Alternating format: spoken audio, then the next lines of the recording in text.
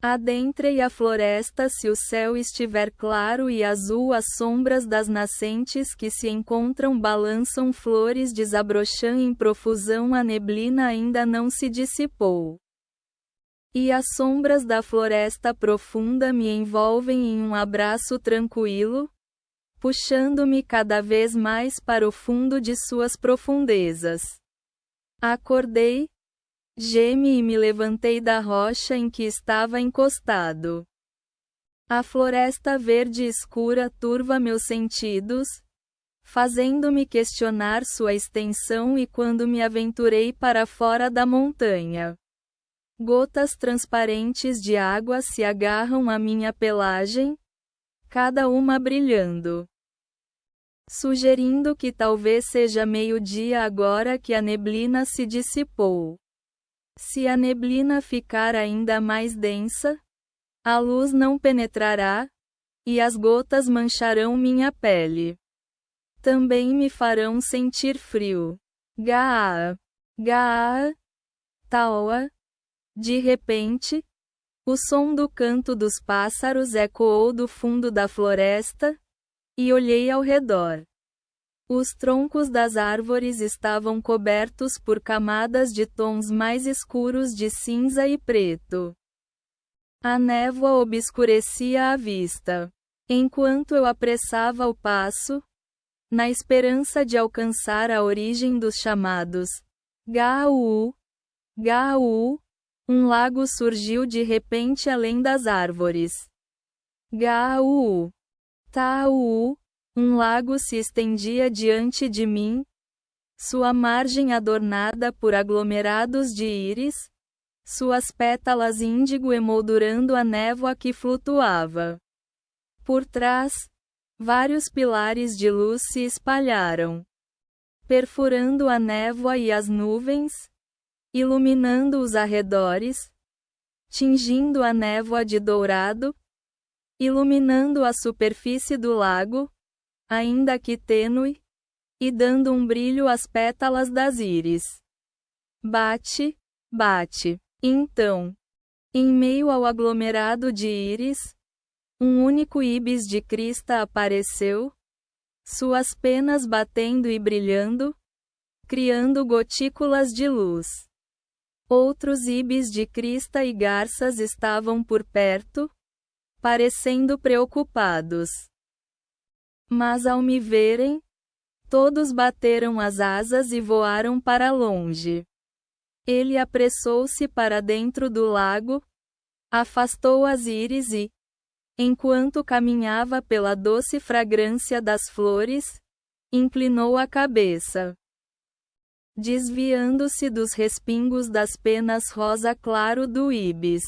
Olhando para baixo, viu um cipó fino enrolado nas patas do íbis perto da superfície da água, na base das íris.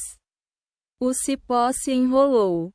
Espere um instante. Eu te ajudo agora. Ele curvou as costas, sendo respingado no rosto, e soltou o cipó das patas do íbis.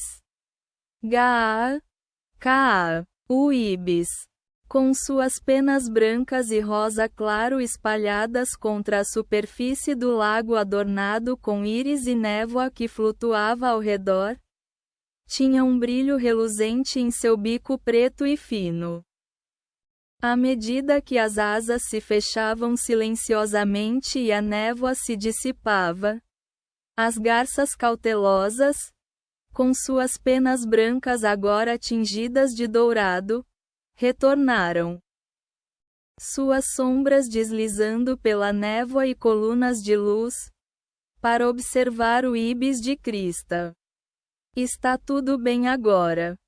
Não se preocupe.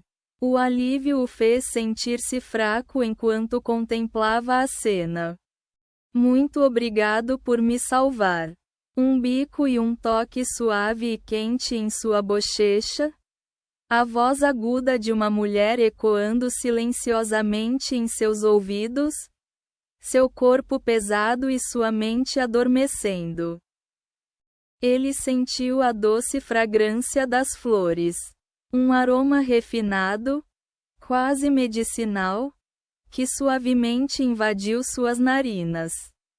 Despertado por esse calor envolvente, ele se viu cercado por vapor nas paredes e no teto de cipreste pálido, imerso em um banho de íris. Onde ele estava, não era uma vila, nem sua casa de telhado de palha. Contudo, talvez porque o banho de íris tivesse aliviado a tensão e o frio em seu corpo, ele pegou um talo e deixou a fragrância impregnar sua pele. Você está acordado? Uau! Virando-se ao ouvir a voz atrás de si, viu um homem com marcas vermelhas ao redor dos olhos e uma crista cinza emplumada, sentado sobre um joelho, segurando uma toalha no braço, que era tatuado de preto. Você deve estar muito cansado. Você salvou a princesa Toki. Princesa, a julgar pela aparência do homem. Parecia que a bela voz da mulher que ele ouvira antes de desmaiar de fome, após 3 dias e 3 noites, era a do Ibis de Crista. E este homem provavelmente era um Ibis de Crista macho que estivera voando por aí. Os Ibis de Crista ficam cinza escuros durante a época de reprodução. O Ibis que ele salvara provavelmente tinha menos de 3 anos e ainda não estava pronto para acasalar. Vamos, saia do banho. O jantar está pronto. Ela saiu do banho de íris, ainda de yucata branco, e foi seca com um pano de algodão. Atravessou a porta, onde uma parede em estilo juraco se estendia à sua frente. Observou o homem que caminhava silenciosamente enquanto passava. O jardim do corredor era serenamente úmido, as pedras cobertas de musgo, e um Ibis de crista alisava suas penas sobre elas. Seu reflexo na superfície espelhada do lago lembrava uma pintura japonesa. E borboletas azul claras esvoaçavam ao redor. À medida que os intrincados acessórios laqueados de preto, incrustados com madrepérola, e os biombos shoji vermelhos, índigo e brancos eram colocados. Ela foi conduzida à sala, onde fileiras de bandejas, refeições em caixas, xícaras de saquê, bules de chá e almofadas de brocado estavam dispostas. Através das persianas de bambu levantadas, o lago podia ser visto, e cachos de íris japonesas imponentes e cálamo aromático floresciam em meio à névoa que se dissipava. Portanto, a névoa, carregada por uma brisa suave, trazia a fragrância do cálamo aromático. Nos afloramentos rochosos do lago, ibis cristados, garças brancas, garças reais e carpas repousavam suas asas em seus respectivos lugares. Tartarugas tomavam sol. Libélulas e andorinhas voavam ao redor, suas asas acariciadas pela superfície da água. E, ocasionalmente, peixes saltavam, criando ondulações. Na margem, pássaros da montanha caminhavam entre fileiras de íris, suas longas caudas arrastando-se atrás deles. Perto da beira do lago, lírios d'água brancos floresciam. E rãs saltavam sobre suas folhas redondas. Hehehehe. Ao me virar ao som das risadas das crianças, vi crianças em adoráveis kimonos brincando com conchas pintadas em frente a uma parede ricamente decorada com florestas, pradarias e animais. Fui convidada a sentar em uma almofada e saquê foi servido em minha xícara. Vamos lá? Gole, gole. O sabor rico do saquê me lembrou da minha sede e fome, e eu o bebi todo de um só gole. Você bebe bem. Uma agradável embriaguez se espalhou pelo meu estômago, quente e suave, e eu estava embriagado pelo bom saquê. Uma linda jovem apareceu ao meu lado. Ela vestia um kimono branco de casamento adornado com a crista de um ibis de crista. Olhando ao redor, vi homens e mulheres, alguns ainda jovens, sentados diante de suas refeições. Com tatuagens nos braços e pescoços, todos me olhando ao mesmo tempo. Isso é um sonho, pensando bem. Saí da vila e subi a montanha. Me perdi, uma neblina me envolveu e, antes que eu pudesse comer ou beber, emergi na floresta. Abri caminho por ela e resgatei um ibis perto do lago. Ao acordar, eu estava em um palácio à beira do lago, com uma linda donzela em traje de noiva. O que mais poderia ser senão um sonho? Uma ilusão? Se fosse um sonho como este, eu gostaria de mantê-lo por um tempo.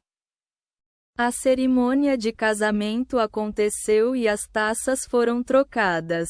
Uma brisa suave soprava pela abertura, farfalhando as franjas das persianas de bambu erguidas, fazendo as íris balançarem.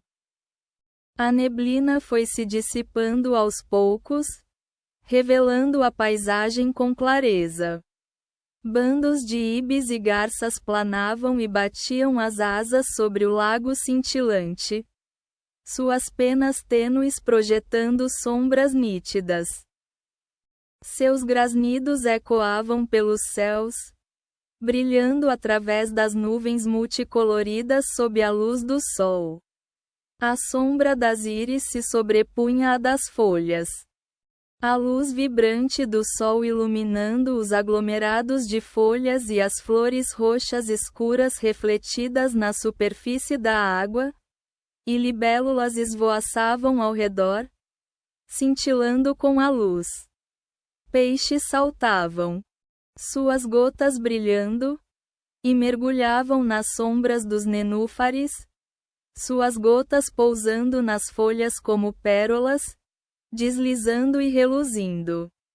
O ibis de crista se erguia sobre suas pernas esguias, asando cuidadosamente suas penas com o bico, a postura ereta com graça. O crepúsculo caiu rapidamente nas montanhas, o céu mudando de carmesim para púrpura, e enquanto a fina lua crescente surgia, os uivos graves e agudos dos lobos ecoavam à distância, transformando a floresta além do lago em escuridão. Quando as corujas começaram a piar, o céu estava repleto de incontáveis estrelas. E muitas estrelas cadentes riscavam o céu. As estrelas minúsculas e os grandes e brilhantes aglomerados de estrelas refletiam-se no lago tranquilo. E o palácio se enchia com o perfume de íris trazido pela brisa. A luz brilhante das estrelas projetava um brilho prateado sobre os tatames azuis. E enquanto eu me deliciava com a brisa fresca na varanda, uma libélula pousou silenciosamente na sombra de uma folha de íris. Suas delicadas asas com padrões translúcidos projetando sombras sobre as folhas iluminadas pelas estrelas. Olhei para o perfil da bela jovem, meu corpo ainda tenso pela brisa noturna. A sombra de seus cílios caindo sobre suas bochechas pálidas e seus lábios pintados de ruge aparecendo. Simplesmente sentei-me ao lado dela, cativado.